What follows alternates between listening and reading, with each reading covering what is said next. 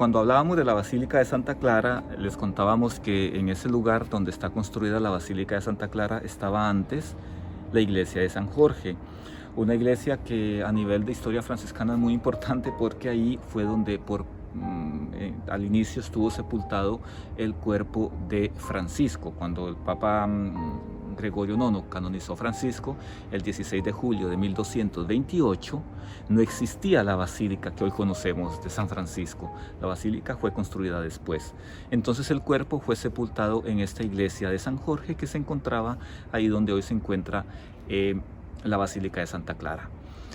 Precisamente en el contexto de la canonización, Gregorio IX, el Papa, pidió por orden expresa suya, esa fue una idea suya, no fue una petición de los frailes, pidió construir una gran basílica para albergar el cuerpo de Francisco. Es decir, la sepultura en la iglesia de San Jorge tenía un carácter absolutamente provisional. El cuerpo Francisco debía tener una basílica propia.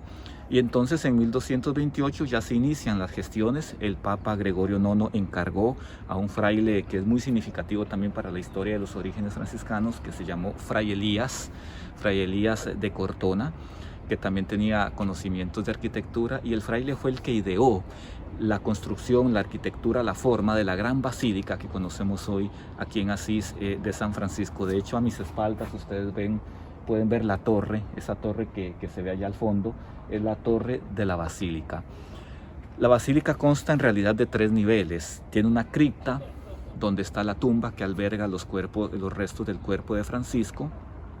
El cuerpo de Francisco por 7 siglos se desconocía exactamente el lugar donde estaba sepultado, porque cuando se trasladó el cuerpo de Francisco en 1230, los frailes escondieron el cuerpo, porque en realidad en el medioevo la cuestión de las reliquias era un asunto muy serio. Entonces la gente comúnmente, cuando tenían certeza de que una persona era santa, desmembraban el cuerpo del santo para hacerlo en reliquias. Una ciudad se llevaba una pierna, la otra ciudad se llevaba un brazo, etc. Para evitar que eso sucediera con San Francisco, los frailes deciden en la basílica sepultar el cuerpo de una manera escondida. Entonces en realidad lo que hacen es como un gran hoyo, un gran pozo entre la roca de la tierra, y ahí meten el cuerpo, y sobre ese cuerpo estaba construida la basílica. Será hasta el siglo XIX, 1818 más o menos, que se descubrió el lugar exacto de la basílica donde estaba sepultado el cuerpo de Francisco, y en ese lugar entonces se construyó una cripta que no existía primero, una cripta que es la que conocemos hoy, donde está ya la tumba de San Francisco. En las imágenes ustedes podrán apreciar la tumba, la cripta con la tumba. Alrededor de la tumba de Francisco están también sepultados los primeros hermanos que se le unieron a él en la aventura evangélica: Fray León, Fray Rufino, Fray Ángel. Está ahí también esta señora de Roma, que fue muy amiga, muy cercana a Francisco, y por la cual él nutrió un grandísimo afecto, al punto de que la llamaba Fray, también a esa señora, que se llamaba Jacoba. Entonces Francisco la conoció siempre como Fray Jacoba. Todos ellos alrededor de Francisco están sepultados en la cripta. Después, el segundo nivel de la basílica se conoce como basílica inferior. Todo el conjunto de la basílica es una joya arquitectónica, sea adentro, pero sobre todo, sea afuera, pero sobre todo dentro. Digo sobre todo dentro porque las 2 basílicas, la inferior y la superior, están todas llenas de frescos. Frescos son este tipo de pintura que se hacía antes en la pared, y son muy importantes estos frescos porque fueron pintados por 2 de los grandes maestros de la pintura italiana, que en realidad ellos marcaron tendencias, podemos decir, en el arte figurativo italiano: Cimabue y su discípulo Giotto. La basílica inferior y la basílica superior están todas afrescadas con frescos de la escuela de Cimabue, de la escuela de Giotto y de otro pintor del cual no se conoce el nombre y que es conocido como el maestro franciscano.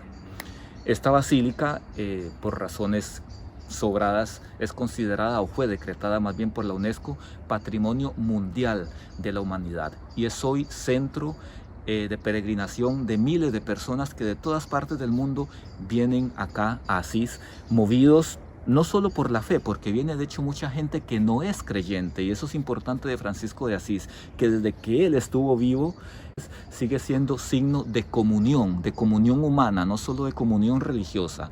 De hecho, Asís ha sido por muchas veces centro de estos encuentros internacionales entre creyentes y no creyentes, así como es el Centro Internacional de Oración por la Paz.